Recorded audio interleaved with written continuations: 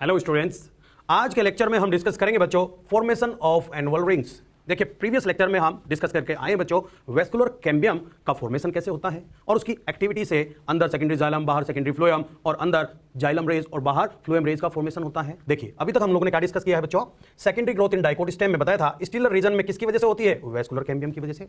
Vascular cambium में कितने तरह की सेल होती है बच्चों, 2 टाइप ऑफ सेल्स है। कौन कौन सी, फ्यूजिफॉर्म इनिशियल एंड रे इनिशियल। फ्यूजिफॉर्म इनिशियल और रे इनिशियल सेल्स के अंदर कौन सा होता है, पेरिक्लाइनर डिवीजन, जिसकी वजह से फ्यूजिफॉर्म इनिशियल बाहर की साइड बनाती है बच्चों सेकेंडरी फ्लोएम और अंदर की साइड बनाती है बच्चों सेकेंडरी जाइलम, जबकि रे इनिशियल सेल्स आउटर साइड बनाती है बच्चों फ्लोएम रेज और अंदर की साइड बनाती है बच्चों जाइलम रेज, और दोनों को मिलाकर बोला जाता है वेस्कुलर रेज और सेकेंडरी मेडुलरी रेज। यहां तक हम लोग डिस्कस कर चुके हैं बच्चों। थर्ड पॉइंट हम डिस्कस करेंगे बच्चों फॉर्मेशन ऑफ एनुअल रिंग्स। और बच्चों थर्ड पॉइंट में देखिए पहला पॉइंट अपन चेक करते हैं, annual rings are formed due to unequal activity of vascular cambium. बच्चों ये जो ग्रोथ रिंग्स हैं, ये जो एनुअल रिंग्स हैं, इनका फॉर्मेशन क्यों होता है, reason behind is the unequal activity of vascular cambium. Important question है बच्चों।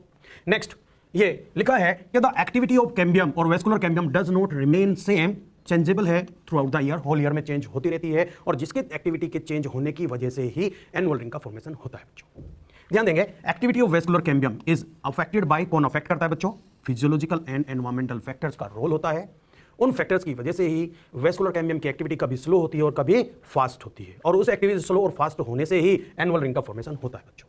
आगे ध्यान देंगे, in temperate regions the climatic conditions are not uniform throughout the year. इसीलिए हमें टेम्परेट रीजन, कोल्ड रीजन के प्लांट्स के अंदर जो एनुअल रिंग होती है वो बहुत क्लियर कट दिखाई देती है बच्चों। ये है annual ring basically, these are the rings, ये अंदर वाली वुड, ये बाहर वाली वुड, और बेटा ये रिंग रिंग की फॉर्म में आपको दिखाई दे रही है। हम इन्हीं रिंग्स की बात करें बच्चों। ये मैंने एक स्टेम लिया, उसका ट्रांसवर्स सेक्शन का एक छोटा सा पोर्शन आप लोगों को दिखाया गया है बच्चों।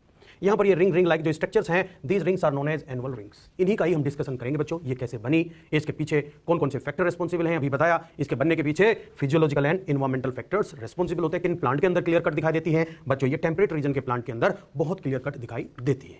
अभी आगे डिस्कस करेंगे बच्चों इसके एक एक पॉइंट को। और देखिए इसमें लिखा हुआ है, इन spring season the vascular cambium is very active.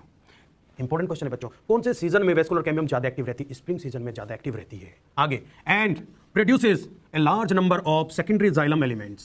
Secondary xylem elements ज्यादा नंबर में बनते हैं, जिनके अंदर जो वेसल्स होती हैं उनकी कैविटीज, उनकी ल्यूमेन भी थोड़ी वाइडर होती है। और बच्चों स्प्रिंग सीजन में बनने वाला सेकेंडरी जाइलम या फिर वुड को क्या बोला जाता है बच्चों, स्प्रिंग वुड बोलते हैं या अर्ली वुड बोला जाता है। देखिए the wood form during this season is known as, is called spring wood और अर्ली वुड उसको बोला जाएगा बच्चों।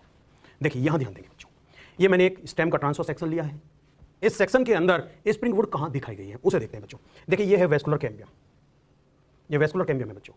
वेस्कुलर कैम्बियम अंदर की साइड सेकेंडरी जाइलम, बाहर की साइड सेकेंडरी फ्लोएम बनाती है, क्लियर कट याद होगा आप लोगों को। देखिए बच्चों अब स्प्रिंग सीजन में हम वेस्कुलर कैम्बियम की एक्टिविटी देखें तो यहां पर जाइलम वेसल्स थोड़ी बड़ी बनती हैं, वाइडर ल्यूमेन वाली बनेंगी और नंबर में भी बेटा ज्यादा बनती है, और ऐसी बनने वाली वुड को हम क्या बोलते हैं, स्प्रिंग वुड बोलते हैं। देखिए फिर यहाँ थोड़ी सी डार्क कलर आपको दिखाई दे रही होगी, वेसल थोड़े छोटे साइज की, आगे डिस्कस करेंगे। फिर यहाँ एक लाइट कलर दिखाई दे रहा होगा, और बेटा ये भी स्प्रिंग में बनने वाली वुड है ना। तो इसी की हम बात करें बच्चों, ये अर्ली वुड जिसको बोला गया है बच्चों, अर्ली वुड या फिर स्प्रिंग वुड जिसको हम बोलते हैं। यहां पर डिनोट करके ये वाला पॉइंट दिखाया गया है बच्चों। आगे चलते हैं और बात करेंगे बच्चों ऑटम सीजन में, विंटर सीजन में जब वुड बनती है वेस्कुलर कैम्बियम जो होती है ये कम एक्टिव होती है। क्या होती है बच्चों, vascular cambium less active, spring season में more active and forms fewer secondary xylem. कम सेकेंडरी जाइलम एलिमेंट्स जो होते हैं वो कम बनते हैं, किसके कंपैरिजन में, स्प्रिंग के कंपैरिजन में। दैट हैव वेसल्स, और ट्रैकिड जो होते हैं उनकी ल्यूमेन कैसी होती है बच्चों, नैरो होती है। और ऐसी बनने वाली वुड को क्या बोला जाता है बच्चों, विंटर वुड या ऑटम वुड बोलते हैं। कौन सी वुड बोलते हैं बच्चों, विंटर वुड और ऑटम वुड बोला जाएगा बच्चों। देखिए स्प्रिंग सीजन में जो वुड होती है वो लाइटर कलर की होती है and has lower density, where as the autumn और winter wood is darker and has higher density. Clear है आप लोगों को। देखिए यहां डायग्रामेटिकली समझते हैं बच्चों। अभी मैंने आप लोगों को बताया था कि ये जो वेस्कुलर कैम्बियम होती है साहब, इसकी एक्टिविटी स्प्रिंग सीजन में ज्यादा होती है, और ये जो वेसल्स ट्रैकिड बनेंगे उनकी ज्यादा होंगी। तो बच्चों ये यहां पर दिखाई गई है। अब बताया कि कौन सा सीजन आ गया बच्चों, ऑटम सीजन आ गया। और ऑटम सीजन के अंदर वेस्कुलर कैम्बियम की एक्टिविटी कैसी होती है बच्चों, स्लो होती है। जो वेसल्स और ट्रैकिड बनेंगे वो नैरो बनेंगे और उनकी डेंसिटी ज्यादा होगी, वो डार्क कलर की दिखाई देंगी। तो दिखाई दे रहा होगा बच्चों, ये डार्क कलर के बैंड्स आपको अलग ही दिखाई दे रहे होंगे, ये डार्क कलर के बैंड अलग ही दिखाई दे रहे होंगे बच्चों। These dark colour bands, these dark colour rings are known as late wood, autumn wood और विंटर वुड। और बच्चों जो ये लाइट कलर के रीजन, लाइट कलर का जो बैंड आपको यहां दिखाई दे रहा होगा, ये लाइट कलर वाला portion, this is known as early wood या फिर स्प्रिंग वुड। अर्ली वुड और स्प्रिंग वुड बोलते हैं। और बच्चों लेट वुड का नाम क्या है? ऑटम वुड है। तो एक स्प्रिंग वुड और एक ऑटम वुड मिलकर एक एनुअल रिंग का फॉर्मेशन करती हैं। साल के सीजन कंप्लीट हो गया, एक स्प्रिंग आया, फिर एक ऑटम आया, फिर एक स्प्रिंग आएगा, उससे पहले क्या हो गया? 1 ईयर कंप्लीट हो गया। तो 1 ईयर की जो रिंग बनी, इनको ही हम क्या बोलते हैं बच्चों? एनुअल रिंग बोला जाता है। क्या बोलते हैं? Annual ring. 1 spring wood plus 1 autumn wood equals to 1 year growth, that means annual ring. क्या हो गया बच्चों? ये एक एनुअल रिंग। तो ऐसे ऐसे ऐसे ऐसे ही हमें बहुत सारी एनुअल रिंग दिखाई दे रही है बच्चों इसके अंदर। और बेटा इनको हम बोलते हैं एक रिंग ये, एक रिंग ये, एक रिंग ये, एक रिंग ये। इनको, इन रिंग्स को बोला जाता है बच्चों ग्रोथ रिंग्स। सीजन पर डिपेंडेंट है ये। स्प्रिंग में बन रही है, ऑटम में बन रही है, स्प्रिंग में, ऑटम में, स्प्रिंग में, ऑटम में। कैसे पहचानेंगे स्प्रिंग वाली को? सर लाइट कलर की होती है, डेंसिटी कम होती है, यहां पर वेसल्स की जो ल्यूमेन है वो वाइडर होती है। ऑटम में जो ल्यूमेन होती है वेसल्स की वो नैरो होती है, कम बनती है और एक दूसरे के पास पास सटी रहती है, तो डेंसिटी ज्यादा होती है और डार्क कलर की दिखाई देती है। समझ गए बच्चों स्प्रिंग वुड, ऑटम वुड। चलिए अब हम बात करेंगे बच्चों, नोट करके लिखे हुए कुछ इंपॉर्टेंट पॉइंट्स और उनको देखेंगे बेटा one by one. The autumn and spring wood are formed in the form of concentric rings and these rings are known as growth rings. अभी बताया था बच्चों। देखिए कंसेंट्रिक रिंग्स की फॉर्म में दिखाई देगी, ये लाइट रीजन है, ये डार्क रीजन क्या हो गया? रिंग की फॉर्म में, कंसेंट्रिक रिंग की फॉर्म में दिखाई दे रहा है ग्रोथ रिंग्स। फिर ये 1 ईयर का हो गया बच्चों। ये सेकंड ईयर की ग्रोथ रिंग्स दिखाई दे रही है स्प्रिंग वुड, और ये मैंने जो ब्लू कलर से बनाया ये ऑटम वुड, तो 2 ईयर हो गया बच्चों ये। फिर एक स्प्रिंग आई और फिर एक ऑटम, ये 3 ईयर हो गया बच्चों। ये फिर एक स्प्रिंग आया और फिर एक ऑटम आई, ऑटम वुड, और बेटा ये 4th ईयर की होगी। ये ग्रोथ रिंग किसकी है? स्प्रिंग वुड की है, और ये ग्रोथ रिंग किसकी है? ऑटम वुड की है, और दोनों ने मिलकर फिर 5th ईयर का रिंग बना दिया। ये 5 ईयर हो गए, 6, 7, 8 इस टाइप से दिखाया गया है बच्चों। यानी हम प्लांट की एज भी पता कर सकते हैं इन रिंग्स की हेल्प से। हम प्लांट की एज का एक एस्टिमेट, एक आइडिया ले सकते हैं बच्चों। उसी को आगे डिस्कस करेंगे बच्चों। देखिए the 2 kinds of woods that appear as alternate concentric rings constitute an annual ring. अभी बताया था बच्चों कि एक स्प्रिंग और एक ऑटम मिलकर एक एनुअल रिंग का फॉर्मेशन करते हैं। एक स्प्रिंग वुड और एक ऑटम वुड मिलकर एक एनुअल रिंग का फॉर्मेशन करते हैं। सपोज करिए किसी प्लांट के अंदर 25 स्प्रिंग वुड आपको दिखाई दी और 25 आपको ऑटम वुड दिखाई दी, then find out the number of annual rings. कितनी होंगी सर? 25 होंगी। क्यों? क्योंकि एक स्प्रिंग और एक ऑटम में मिलकर एक एनुअल रिंग बनाते हैं, इसीलिए 25 स्प्रिंग और 25 ऑटम वुड मिलाकर बनेगा 25 एनुअल रिंग्स। सपोज करो किसी प्लांट के अंदर 100 एनुअल रिंग्स हैं। कितनी एनुअल रिंग है? 100। Then find out the number of spring and autumn wood. बच्चों 100 ही स्प्रिंग वुड होंगी और 100 ही ऑटम वुड होंगी, और दोनों मिलकर क्या बनाएंगे बच्चों? एक एनुअल रिंग बनाती हैं। इसीलिए हमने बोला कि 100 एनुअल रिंग में 100 स्प्रिंग और 100 ऑटम वुड होंगी। क्लियर है? चलिए बच्चों आगे देखते हैं। A ring of autumn wood and a ring of spring wood are collectively known as annual ring, जिसको हम कई बार डिस्कस कर चुके हैं बेटा कि एक एनुअल रिंग किससे बनती है? एक एनुअल रिंग बनती है स्प्रिंग वुड और ऑटम वुड से। तो बेटा spring wood plus autumn wood is equals to annual ring. अभी मैंने बताया भी, सपोज किसी प्लांट के अंदर 10 स्प्रिंग वुड 10 ऑटम वुड है, then find out the number of annual rings 10 होगी। क्लियर है? चलो बेटा नेक्स्ट इसमें देखते हैं। The number of annual rings formed in a tree give the idea of the age of tree. बेटा हर साल बन रही है, वैसे तो प्लांट में 24 आवर्स 12 महीने ग्रोथ चली रही है, बट जो हम ग्रोथ की बात कर रहे हैं वो एनुअली यदि हम चेक करें, उसकी बात करें, हमें ये एक आइडिया मिल जाएगा कि spring would autumn would, spring would autumn would. ऐसे ही हमने प्लांट के अंदर कट किया और उसमें प्लांट के अंदर हमने कोई पीस लिया और उसमें हमें एक क्लियर कट एनुअल रिंग दिखाई दे रही है, तो हम उन क्लियर कट एनुअल रिंग्स को देखकर प्लांट की एज का एक आइडिया तो ले सकते हैं। सपोज करो किसी प्लांट में मैं कहूं 100 एनुअल रिंग है, देन उसकी एज 100 के आसपास ही तो होगी ना बच्चों। तो एक अप्रोक्सीमेट आइडिया हमें यहां पर लग जाता है। 50 है तो हम कह देंगे उस प्लांट की एज कितनी हो जाएगी? 50 ईयर्स हो जाएगी बच्चों। देखिए the study of determination of age of tree, और प्लांट की एज हम जिस ब्रांच के अंदर करेंगे by counting the annual ring, उसे क्या बोला जाएगा? उस स्टडी को हम बोलेंगे डेंड्रोक्रोनोलॉजी। यानी डेंड्रोक्रोनोलॉजी के अंदर हम प्लांट की एज पता करते हैं बच्चों, प्लांट की एज पता करते हैं। किन को काउंट करके? एनुअल रिंग को काउंट करके एक एस्टिमेशन हमें उसकी एज का लग जाता है बच्चों। देखिए आगे हम बात करेंगे बच्चों। The annual rings are counted from the base of the stem. Base of the stem से ही क्यों काउंट करते हैं? देखिए बच्चों लिखा है because basal part has maximum annual rings and upper part has less. क्योंकि जो सेकेंडरी ग्रोथ स्टार्ट होती है, रिंग्स का फॉर्मेशन स्टार्ट होता है, जो ग्रोथ स्टार्ट होगी वो कहां से? बेस से स्टार्ट होगी, तो सबसे ज्यादा एनुअल रिंग भी तो हमें बेस की साइड ही तो दिखाई देगी बच्चों। क्योंकि ऊपर की साइड जैसे जैसे हम चलेंगे वो बाद में डेवलप होगा पार्ट, और किसी ब्रांच में हम सोचे कि उसे कट करके एनुअल रिंग का पता कर ले तो हमें एक आइडिया नहीं लग पाएगा, क्या पता वो ब्रांच कब ओरिजिनेट हुई है। तो जहां से स्टार्ट हुई है वहीं से हमें उसका आइडिया लगेगा बच्चों, वहीं से हम एग्जैक्ट काउंटिंग कर पाएंगे। तो इसीलिए कौन सा पोर्शन हम लेंगे? बेस ऑफ द स्टेम हम लेंगे बच्चों इसके अंदर। Therefore counting the base reason can give the correct idea. तो सबसे बढ़िया पोर्शन कौन है प्लांट के अंदर स्टडी करने के लिए? Base of the stem is the best portion. देखिए a piece is taken from the stem up to the central region. बहुत इंपॉर्टेंट पॉइंट है बच्चों, ध्यान देंगे। सेंट्रल रीजन तक एक पीस लेते हैं from the base of stem with the help of instrument का नाम है बच्चों उसका इंक्रीमेंट बोरर। क्या नाम है उस इंस्ट्रूमेंट का? इंक्रीमेंट बोरर की हेल्प से हम क्या लेंगे? एक पीस लेंगे और कहां तक? सेंटर वाले रीजन तक, ये यहां तक मैंने वो पीस को निकाला बेटा, ये पीस मैंने निकाल लिया। अब देखो आगे क्या कह रहे हैं, the annual rings are counted from the piece and again inserted fitted into the same stem at the same place. देखिए बच्चों, इंक्रीमेंट बोरर मैंने यहां लगाया, उस इंस्ट्रूमेंट ने स्टेम के बेस तक गया और बेटा एक लकड़ी का एक छोटा सा पीस वो लेकर आ गया। इस छोटे से पीस के अंदर मैंने देखा light band, dark band, light band, dark band, light band, dark band. अब बेटा लाइट बैंड को क्या बोलूंगा मैं? Spring would. डार्क बैंड को क्या बोलूंगा? Autumn would. लाइट को क्या बोलूंगा? स्प्रिंग। डार्क को ऑटम, फिर स्प्रिंग, फिर ऑटम, फिर स्प्रिंग और फिर ऑटम। तो बेटा यहां पर मैं कह सकता हूं 1 spring 1 autumn, 2 spring 2 autumn, 3 spring 3 autumn, 4 spring 4 autumn. यानी इस पीस के अंदर कितनी है? 4 स्प्रिंग वुड और 4 ऑटम वुड। और बेटा spring wood plus autumn wood equals to 1 annual ring. तो 4 स्प्रिंग प्लस 4 ऑटम वुड मिलाकर कितनी एनुअल रिंग हो जाएंगे बच्चों? 4। तो बेटा हम कह सकते हैं कि इसके अंदर कितनी एनुअल रिंग है? 4 एनुअल रिंग है। तो प्लांट की एज का आइडिया लगे आपको 4 ईयर। और बेटा ये जो पीस निकाला था इसको फिर से हम वहीं इंसर्ट कर देंगे और बेटा ये उस पार्ट को एडजस्ट कर लेगा और फिर ये इंजरी से भी अपने आप को प्रोटेक्ट कर पाएगा। तो हमने कहा कि इंक्रीमेंट बोरर से एक छोटा सा पीस निकाला, उस पीस के अंदर हमने लाइट और डार्क बैंड काउंट किए। सपोज करो उस प्लांट के पीस में 100 स्प्रिंग 100 ऑटम वुड थी, देन प्लांट 100 हुए तो प्लांट की एज कितनी हो जाएगी? 100 ईयर हो जाएगी। किस ब्रांच के अंदर हम स्टडी करते हैं? डेंड्रोक्रोनोलॉजी बोलते हैं बेटा उसको। क्या बोलते हैं? डेंड्रोक्रोनोलॉजी। और उस इंस्ट्रूमेंट का नाम क्या है जिससे हम उस पीस को, वुड के पीस को बाहर निकालते हैं और फिर उसको इंसर्ट कर दिया जाता है? किस इंस्ट्रूमेंट से निकाला? इंक्रीमेंट बोरर से। क्लियर? चलिए बच्चों आगे देखेंगे। और फिफ्थ पॉइंट क्या कह रहा है? मोर डिस्टिंक्ट जो क्लियर एनुअल रिंग्स होती हैं, they are formed in the region where climatic conditions, climatic variations sharp होती हैं। और वो कहां होती है? टेम्परेट रीजन में होती है बच्चों। उसी की बात की गई है। More distinct annual rings are formed in temperate plants, cold region के प्लांट्स के अंदर, because in temperate regions the climatic conditions are not uniform throughout the year.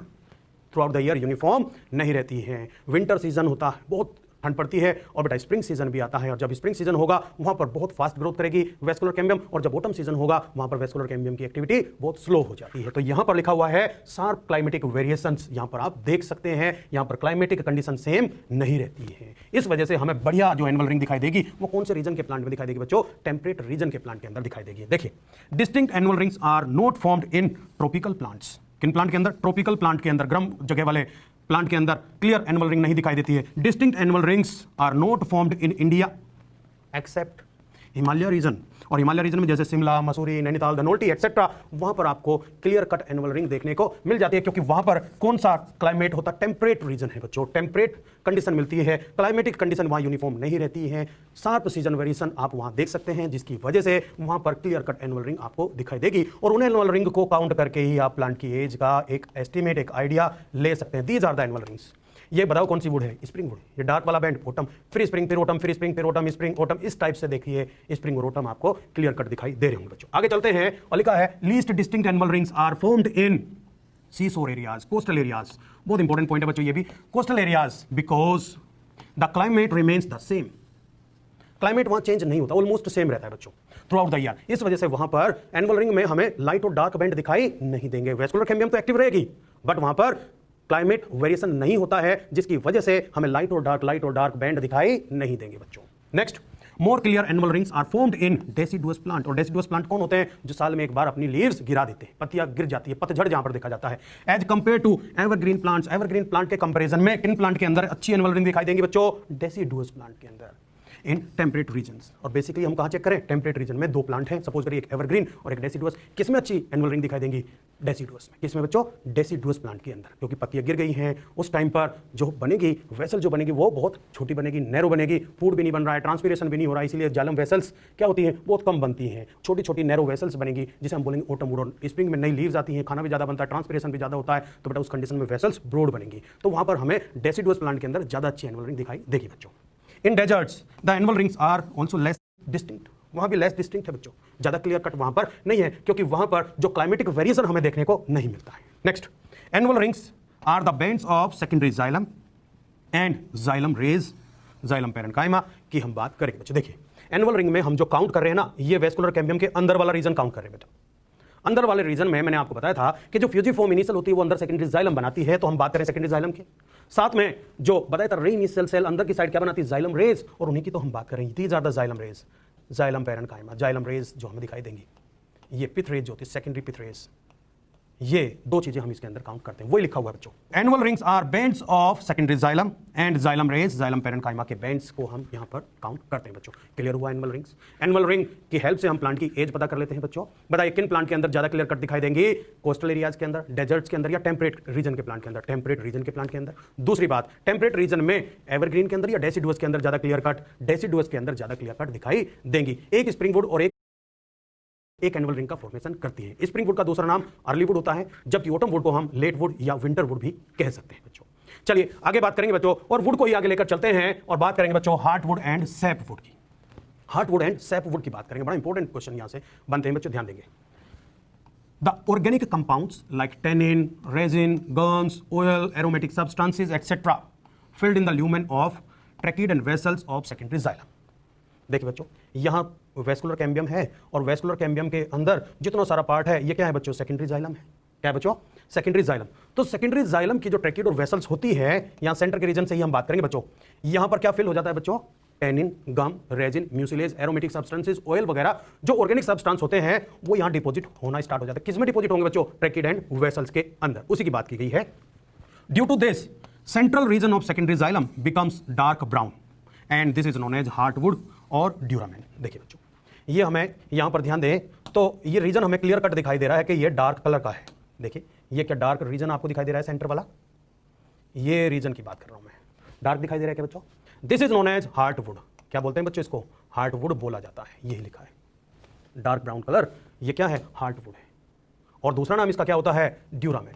Heartwood का दूसरा नाम क्या बोले? ड्यूरामेन। किधर प्रेजेंट है? सेंटर की तरफ। बेटा ये डार्क ब्राउन क्यों हुआ? Due to accumulation of tannin, gum, resin, mucilage, oil, aromatic substances यहां इन ट्रैकिड और वेसल्स में फिल हो गए, जिसकी वजह से ये डार्क ब्राउन कलर का दिखाई देने लगा। और इस डार्क ब्राउन रीजन को ही बोला गया है बच्चों हार्टवुड या फिर ड्यूरामेन। क्लियर है यहां तक बात? देखिए बच्चों आगे, heartwood comprises dead elements with highly lignified walls. Xylem है, लिग्निफाइड वॉल्स तो होती ही हैं, बट यहां वाले रीजन में जो पेरेन्काइमा वाला रीजन था वो भी सब कंप्लीटली डेड हो जाएगा due to large amount of accumulation of these waste materials.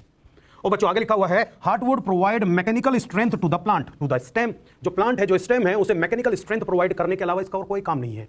कहीं कि इससे मिनरल वाटर का कंडक्शन होगा? बिल्कुल नहीं होगा बच्चों। यदि कोई प्लांट जिसके अंदर हार्टवुड को निकाल दिया जाए, बीच वाले पोर्शन को खोखला कर दे, खाली कर दे, व्हाट विल बी अफेक्टेड? केवल मैकेनिकल स्ट्रेंथ नहीं मिल पाएगी, बाकी और प्लांट पर कोई फर्क नहीं पड़ने वाला है। मैकेनिकल स्ट्रेंथ प्रोवाइड कर रहा है बच्चों ये रीजन। इसे खोखला कर दिया, इसे खाली कर दिया तो मैकेनिकल स्ट्रेंथ पर फर्क पड़ेगा, बाकी कहीं कंडक्शन पर कोई फर्क नहीं पड़ने वाला, क्योंकि ये वाला पार्ट कंडक्शन में पार्टिसिपेट नहीं करता है। क्योंकि इसकी जो पाइपलाइन है, पाइपलाइन में क्या भर गया है बच्चों? पाइपलाइन नीचे से पानी ऊपर लेकर जा रहा था, लेकिन इनकी जो पाइपलाइंस हैं, ट्रैकिड्स हैं, वेसल्स हैं, उनके अंदर वेस्ट मटेरियल डिपॉजिट हो गया, और उस वेस्ट मटेरियल डिपॉजिट होने की वजह से इन्होंने कंडक्शन ऑफ वाटर मिनरल करना बंद कर दिया। सैप का कंडक्शन नहीं करती है बच्चों ये, और इस डार्क ब्राउन रीजन को ही बोला जाता है हार्टवुड या ड्यूरामेन। देखिए बच्चों बाहर की तरफ लाइट रीजन दिखाई आपको दे रहा होगा, ये वाला रीजन जो है वो लाइट कलर का है, इसी की बात हम करने वाले हैं। देखिए बच्चों, the peripheral region of secondary xylem which is light in colour is known as sapwood और एल्बर्नम। एंड जो सैपवुड और एल्बर्नम होता है उसका फंक्शन क्या होता है? वो काम करती है बच्चों conduction of water and minerals. That means वो सैप का कंडक्शन करती है। किसका कंडक्शन करती है बच्चों? सैप का कंडक्शन। देखिए ये डार्क रीजन, बोलो इसे क्या बोला था? हार्टवुड। नाम क्या बताए थे? ड्यूरामेन। बाहर पेरिफेरी की साइड जो लाइट कलर का रीजन है, दिस इज नोन एज, क्या बोलते हैं इसको? एल्बर्नम बोलते हैं, या फिर सैपवुड। क्यों? क्योंकि ये सैप का कंडक्शन करता है, इसीलिए नाम क्या हो गया? सैपवुड। और बेटा दूसरा नाम क्या है? एल्बर्नम। उसी की बात की गई बेटा, ये है सैपवुड और एल्बर्नम। क्लियर आपको दिखाई दे रहा है? अंदर वाला रीजन क्या है? हार्टवुड। बाहर वाला रीजन क्या है? सैपवुड। कोई भी प्लांट हो, भले वो 10 ईयर का हो, 20 ईयर को, 100 ईयर हो, उसके अंदर एक हार्टवुड और एक सैपवुड। अंदर वाला डार्क रीजन हार्टवुड, बाहर वाला light region sapwood. Heartwood mechanical strength देगा, बाकी और कोई काम नहीं। Sapwood conduction of mineral water करता है। कंडक्शन ऑफ मिनरल वाटर का काम मेनली कौन करता है बच्चों? सैपवुड ही करता है। मैकेनिकल स्ट्रेंथ ऑब्वियसली देता ही है, साथ में मिनरल वाटर का कंडक्शन होता है। यहां से इसका तो एक ही काम रह गया है, मैकेनिकल स्ट्रेंथ देता है। इसके अंदर तो वेस्ट मटेरियल भरा हुआ है। और बच्चों ध्यान दें तो यहां पर आप लोगों को क्लियरली कुछ चीज दिखाई दे रही हूं। देखिए यहां पर ध्यान दें तो ये आपको रिंग रिंग रिंग हार्टवुड में भी दिख रही है और सैपवुड के अंदर भी दिखाई दे रही है।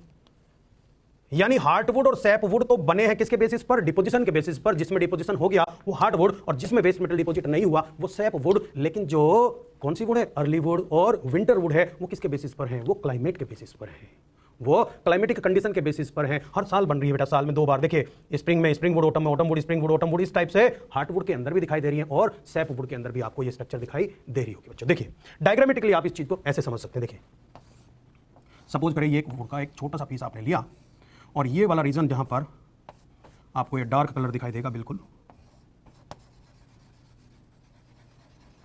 यहां वेस्ट मटेरियल भर गया बच्चों। इसका नाम क्या है? This region is known as heartwood, centre की साइड होता है। जो लाइट वाला रीजन है इसका नाम क्या दिया बच्चों? इसका नाम दिया है सैपवुड। तो ये है ड्यूरामेन और ये है एल्बर्ना। अब बच्चों वुड होगी दो टाइप की, हार्टवुड और सैपवुड। किसी भी प्लांट में हम देखें, अंदर वाला central region dark region heartwood और बाहर वाला सैपवुड। इस टाइम में आपको देख सकते हैं बच्चों। देखिए अब बात कर रहे हैं बच्चों एनुअल रिंग्स की। तो क्या हमें हार्टवुड और सैपवुड के अंदर एनुअल रिंग दिखाई देते हैं? बिल्कुल दिखाई देती है। देखिए बच्चों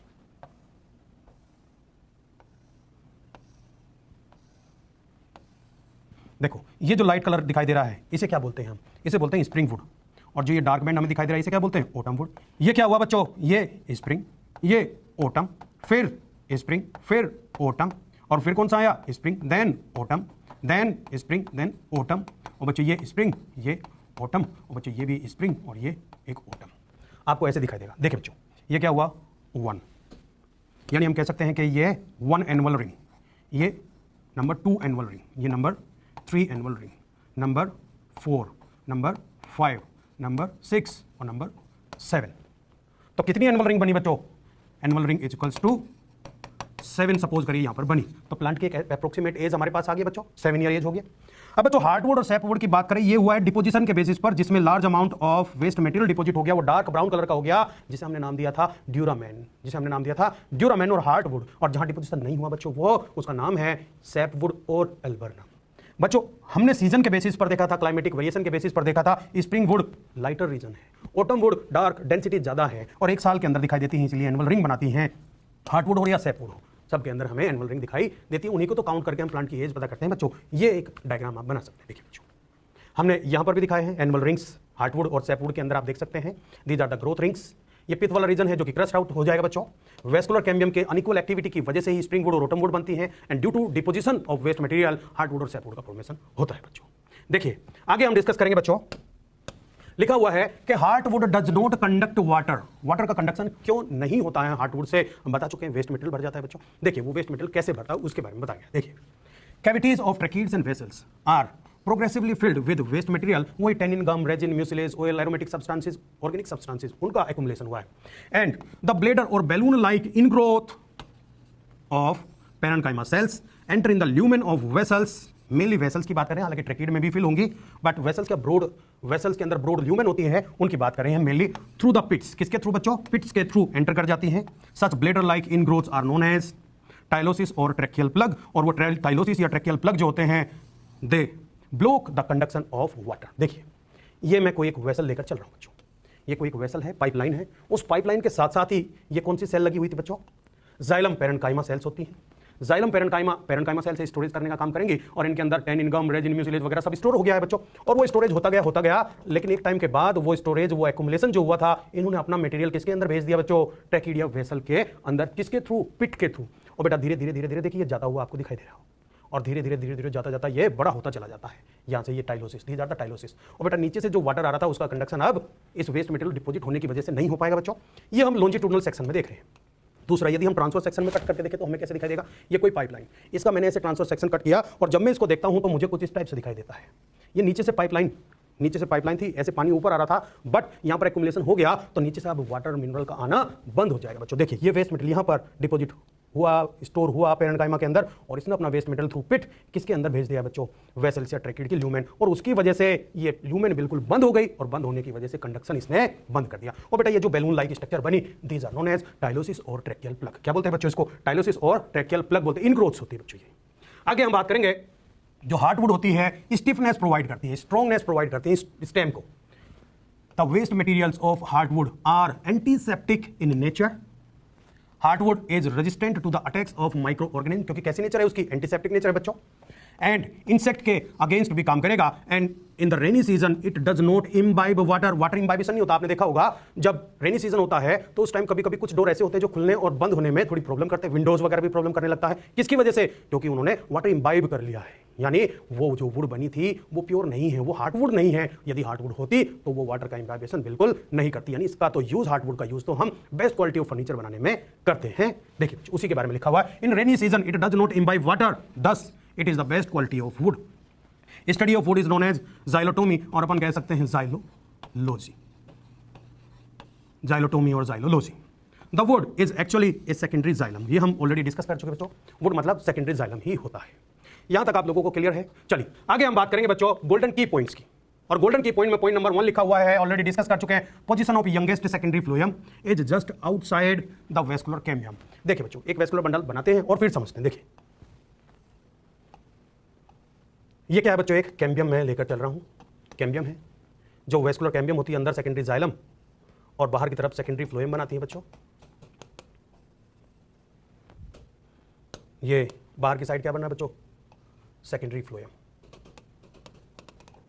और ये आपका लेबलिंग में ये मैं सबसे सेंटर की साइड लेकर चल रहा हूं। सबसे सेंटर की साइड जाता कौन चला जाता है, प्राइमरी जाइलम होता है बच्चों। और ये जो सारे वेस्कुलर कैम्बियम ने बनाए during secondary growth, these are known as secondary xylem.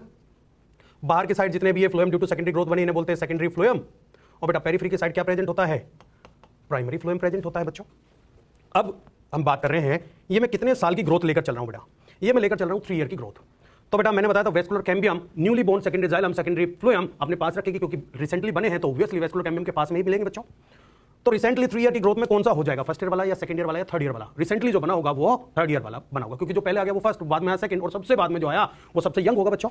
तो इसमें ध्यान देना है ये कौन सी ईयर का होगा, ये सेकेंडरी जाइलम होगा बच्चों थर्ड ईयर वाला, ये सेकेंडरी जाइलम होगा बच्चों सेकंड ईयर वाला, और ये सेकेंडरी जाइलम होगा बच्चों फर्स्ट ईयर वाला। सेम ऐसे ही हम सेकेंडरी फ्लोएम में देखें तो ये कौन सी ईयर वाला होगा बच्चों, ये थर्ड ईयर वाला होगा, ये सेकंड ईयर वाला होगा, और ये फर्स्ट ईयर वाला होगा। यानी जितना ओल्ड होगा वेस्कुलर कैम्बियम से उतना ही दूर होगा बच्चों।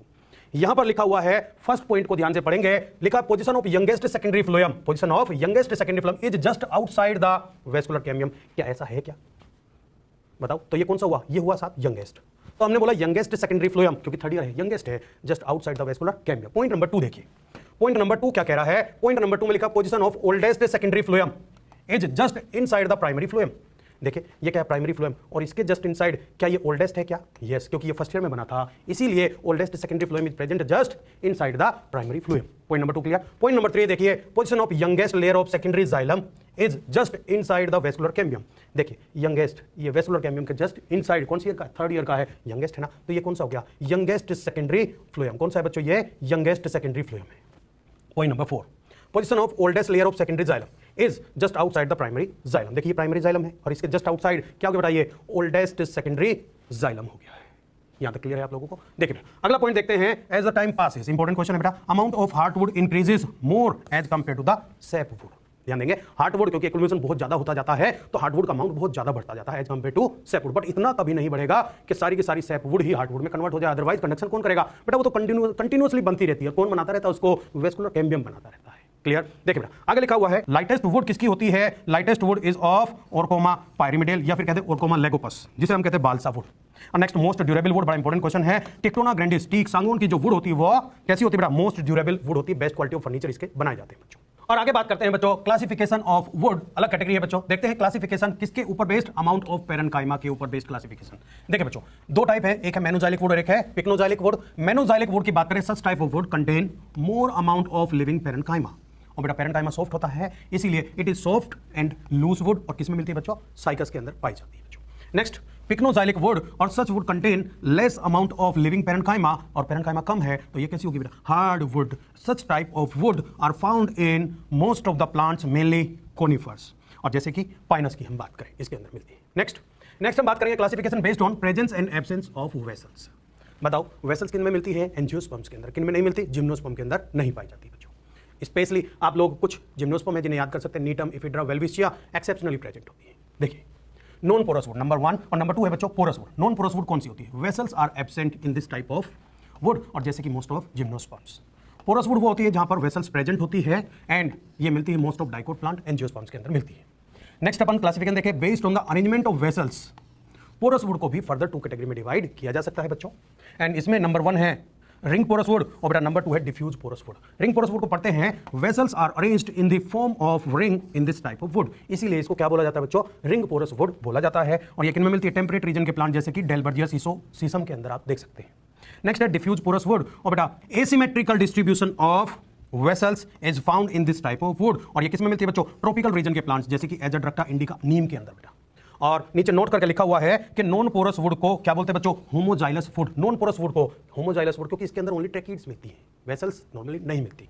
Next, whereas porous wood is also known as heteroxylous wood. Porous wood को हेटेरोजाइलस क्योंकि उसमें ट्रैकीड और वेसल्स दोनों पाई जाती है, इसलिए उसका नाम हो गया हेटेरोजाइलस और इसका नाम हो गया बेटा होमोजाइलस वुड भी बोला जाता है। नेक्स्ट आगे चलेंगे और बात करेंगे बच्चों एक्स्ट्रा स्टीलर रीजन में जो सेकेंडरी ग्रोथ होती है वो किसकी वजह से होती है बच्चों, कोर कैम्बियम की वजह से होती है। अभी तक हम ग्रोथ डिस्कस करके आए स्टीलर रीजन में और किसकी वजह से हुई थी, वेस्कुलर कैम्बियम की वजह से वो ग्रोथ हुई थी। उसमें मैंने 3 पॉइंट डिस्कस किए हैं बच्चों। नंबर 1 पॉइंट बताया था वेस्कुलर कैम्बियम का फॉर्मेशन, नंबर 2 बताया था वेस्कुलर कैम्बियम की एक्टिविटी और नंबर 3 बताया था बच्चों एनुअल रिंग्स का फॉर्मेशन। फिर उसी में बताया था हमने स्प्रिंग वुड और रोटम वुड, फिर हार्ट वुड और सेप वुड के बारे में बताया था, फिर हमने वुड का क्लासिफिकेशन डिस्कस किया। And now we are coming to the very important topic that is extra stelar region में जो रिंग बनती है, नाम क्या है, कोर कैम्बियम, उसकी वजह से कैसे सेकेंडरी ग्रोथ होती है उसके बारे में हम डिस्कस करेंगे बच्चों।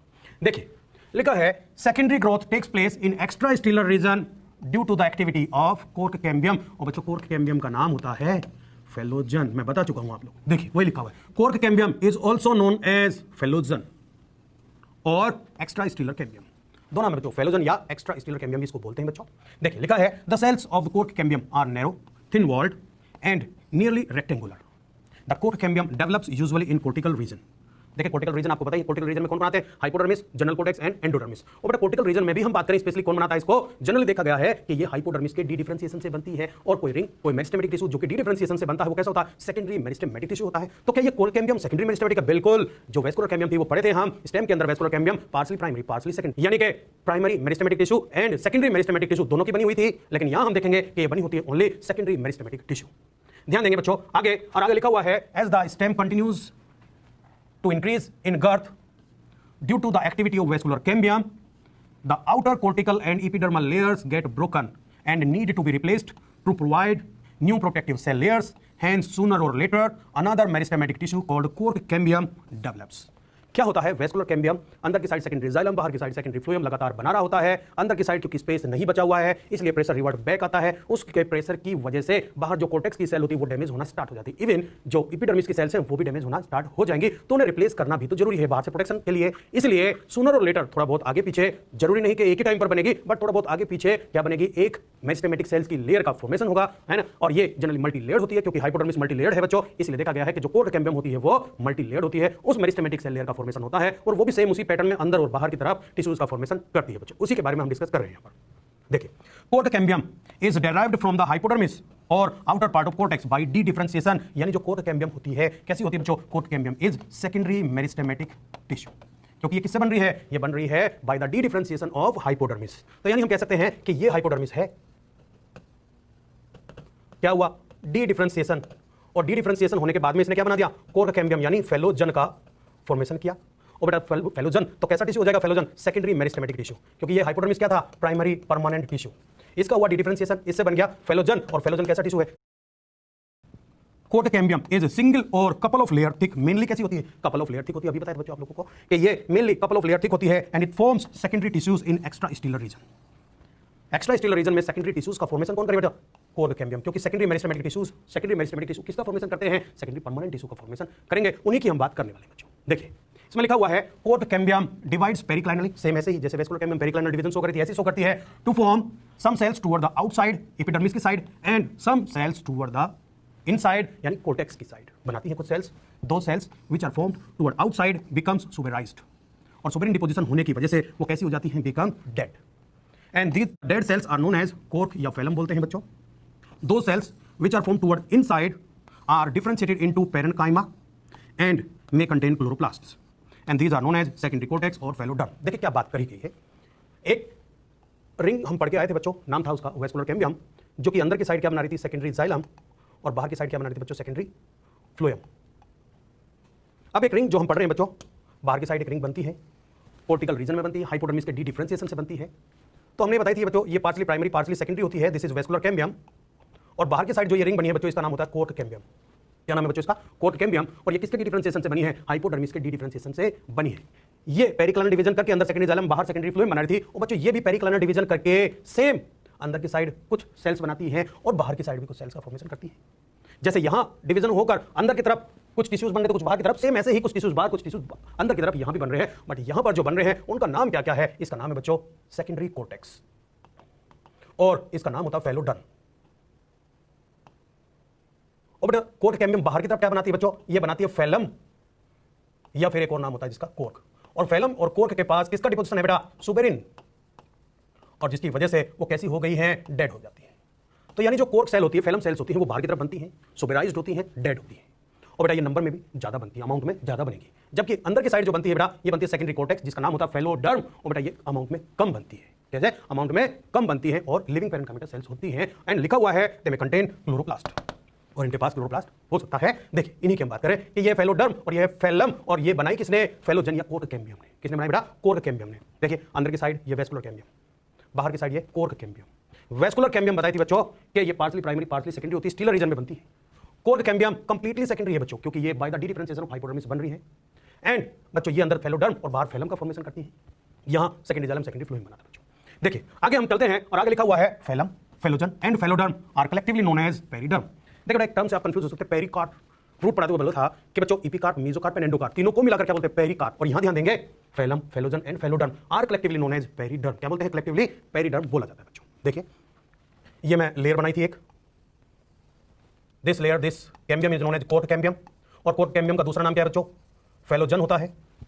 और जो फेलोजन होता है वो बाहर की साइड क्या बनाता है बेटा, बाहर की साइड बनाएगा कुछ सेल्स को जो कि सुबेराइज्ड हो जाएंगी, and these suberized cells are known as phellem या फिर कोर्क सेल्स। और बेटा ध्यान देंगे अंदर की साइड क्या बनाता है, ये इसका नाम होता है बच्चों फेलोडर्म और सेकेंडरी कोर्टेक्स। और बेटा ध्यान देंगे इन तीनों को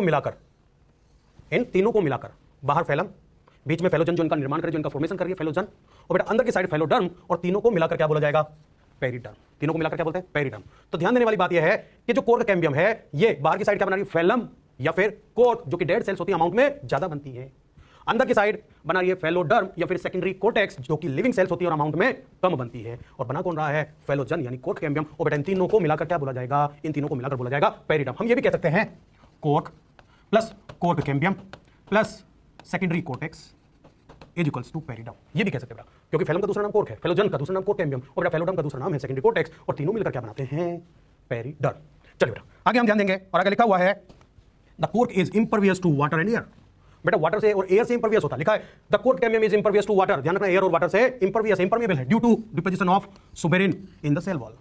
सुबेराइज्ड हो गई है, इसकी वजह से वाटर से pass. Commercial cork is obtain from Quercus suber, oak plant. ये वही है रॉबर्ट हुक ने जिस बोतल कोर्क का ट्रांसफर सेक्शन कट किया था और कट करके देखा था, सेल देखा था, सेल डिस्कवर किया था, ये वही है बेटा ओक प्लांट।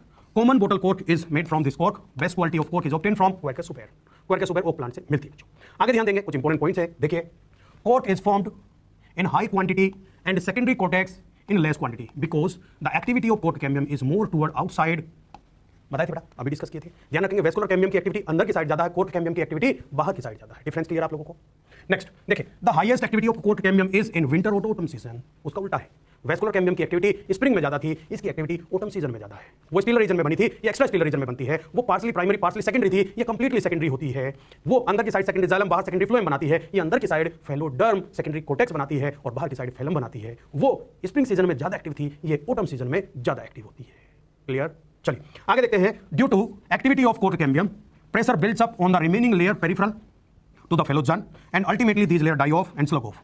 लेयर पर बाहर की साइड जो प्रेशर पड़ेगा उसकी वजह से जो लेयर्स हैं, क्योंकि वो जो कोर्क सेल्स है वो डेड सेल्स हैं, उसकी वजह से जो बाहर के टिश्यूज हैं उनकी डेथ होना स्टार्ट हो जाएगी। एपिडर्मिस की cell die off slough off हो जाती है और उसकी वजह से बार्क जो होती है उसकी फॉर्म में, छिलके की फॉर्म, बार्क की फॉर्म उतरना भी स्टार्ट हो जाती है। देखिए उसको हम आगे डिस्कस करेंगे। आगे देखिए cork cambium remains living and actively only for 1 year.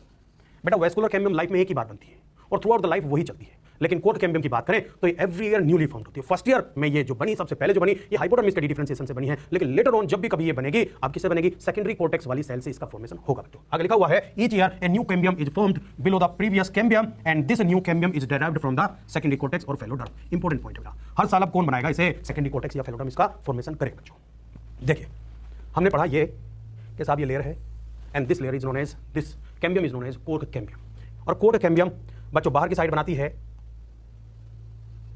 Phellum cells, phellem का फॉर्मेशन कर रही है बच्चों, और ये अंदर की साइड बनाती है बच्चों फेलोडर्म। अब फर्स्ट ईयर में तो बना दिया था किसने, फर्स्ट ईयर में तो हाइपोडर्मिस के डिफरेंशिएशन होने से ये कोर्क कैम्बियम का फॉर्मेशन हो गया था। बट अब नेक्स्ट ईयर जब ये बनेगी तो अब इसका फॉर्मेशन कौन करेगा, ये सेकेंडरी कोर्टेक्स की सेल्स इसका फॉर्मेशन करेगी। और पैटर्न में जो कोर्ट कैम्बियम बनाई है वो भी वैसे ही जैसे पहले बाहर की साइड क्या बना रही थी, फेलम, अंदर की साइड क्या बना रही थी बच्चों, फेलोडर्म। सेम ऐसे ही फॉर्मेशन चलता रहेगा। फिर नेक्स्ट ईयर में कौन बनाएगा बच्चों, फिर ये फेलोडर्म, फिर नेक्स्ट ईयर नई कोर्ट कैम्बियम का फॉर्मेशन कर देगी, यानी ये कोर्ट कैम्बियम हर साल नहीं बनती चली जाएगी। पहले साल हाइपोडर्मिस, अब नेक्स्ट जितने भी साल जब भी बनेगी तो कौन बनाएगा बच्चों, इसको सेकेंडरी कोर्टेक्स की सेल बनाएगी और सेम उसी पैटर्न में बाहर फेलम और अंदर फेलोडर्म का फॉर्मेशन करेगी बच्चों। अब नेक्स्ट पॉइंट पढ़ते हैं, देखिए all the tissues which occur outside the inner most cork cambium are collectively termed as rhytidome. Rhytidome किसका नाम है बच्चों, राइटिडोम ये है, ये वो टिश्यू, ये यहां से लेकर यहां तक, इसका नाम हो गया बेटा राइटिडोम, क्योंकि हर साल नहीं बन रही है और सेम उसी पैटर्न में बाहर फेलम अंदर फेलोडर्म बना रही है, सेम उसी पैटर्न में। तो इनर मोस्ट ये पुरानी तो उतरती जाएगी बेटा, बाहर के फॉर्म में रिमूव होती जाएगी, नहीं बनती जाएगी और प्लांट गर्त में बढ़ता जा रहा है, प्लांट गर्त में बढ़ता हुआ जा रहा है। ये तो मैंने एक ही डायग्राम में दिखाया है। अब प्लांट की गर्त बढ़ती चली जाएगी और बेटा ये उतरती हुई चली जाएगी बच्चों।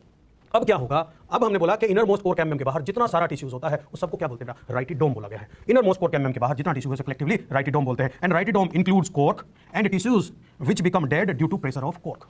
ये कोर्क वाला रीजन, यहां बाहर की तरफ भी तो कोर्क बनी हुई है और इसके बाहर का जितना भी सारा टिश्यू होता है उस सबको मिलाकर क्या बोला जाता है बच्चों, राइटिडोम बोला जाता है। आगे चलते हैं और बात करते हैं जो हमने अब तक डिस्कस किया है secondary growth in dicot stem. और बच्चों बताया था स्टिलर रीजन में वेस्कुलर कैम्बियम और एक्स्ट्रा स्टिलर रीजन में कोर कैम्बियम करती है। इसके अंदर टू टाइप ऑफ सेल है, फ्यूजिफॉर्म एंड रे इनिशियल, और जिनके अंदर पेरिक्लानल डिवीजन होने से आउटसाइड जो बनेगा फ्यूजिफॉर्म इनिशियल बनेगी सेकेंडरी फ्लोएम और इनर साइड बनेगी सेकेंडरी जाइलम, जबकि रे इनिशियल आउटर साइड बनाती है फ्लोएम रेज और इनर साइड बनाती है जाइलम रेज। और यहां दोनों को मिलाकर क्या बोलते हैं, वेस्कुलर रेज और सेकेंडरी मेडुलरी रेज बोलते हैं। जो कोर कैम्बियम होती है बच्चों अभी बता, आउटर साइड क्या बनाती है फेलम और इनर साइड क्या बनाती है फेलोडर्म, और बेटा कोर कैम्बियम फेलम फेलोडर्म तीनों को मिलाकर क्या बोलते हैं, पेरिडर्म बोलते हैं। तो ध्यान देंगे, बताओ स्टेलर रीजन में कौन बनी, vascular cambium, extra stelar region में कोर कैम्बियम। क्लियर। अब बच्चों ये पार्सली प्राइमरी पार्सली सेकेंडरी, ये कंप्लीटली सेकेंडरी होती है। ये स्प्रिंग में ज्यादा एक्टिव रहती है, ये ओटम में ज्यादा एक्टिव रहती है। ये अंदर की साइड ज्यादा एक्टिव है, बाहर की साइड कम, ये बाहर की साइड ज्यादा एक्टिव है, अंदर की साइड कम एक्टिव रहती है। ये अंदर नॉर्मली जो जाइलम होता है वो डेड टिश्यूज होते हैं, बाहर फ्लोएम जो कि मोस्टली लिविंग होते हैं, लेकिन ये उसको उल्टा कर रही है। आउटर साइड जो बना रही है फेलम कोर्ट सेल जो होती है वो डेड टिश्यूज है और अंदर की साइड जो फेलोडर्म होती है बच्चों वो मोस्टली पेरेंकाइमेटस लिविंग टिश्यूज होते हैं बच्चों। तो ये कुछ डिफरेंसेस हैं इनके बीच में कोर कैम्बियम और वेस्कुलर कैम्बियम जो आप लोगों को अच्छे से क्लियर होने चाहिए, याद करिए बच्चों। आज का लेक्चर यहीं एंड करते हैं। Thank you very much.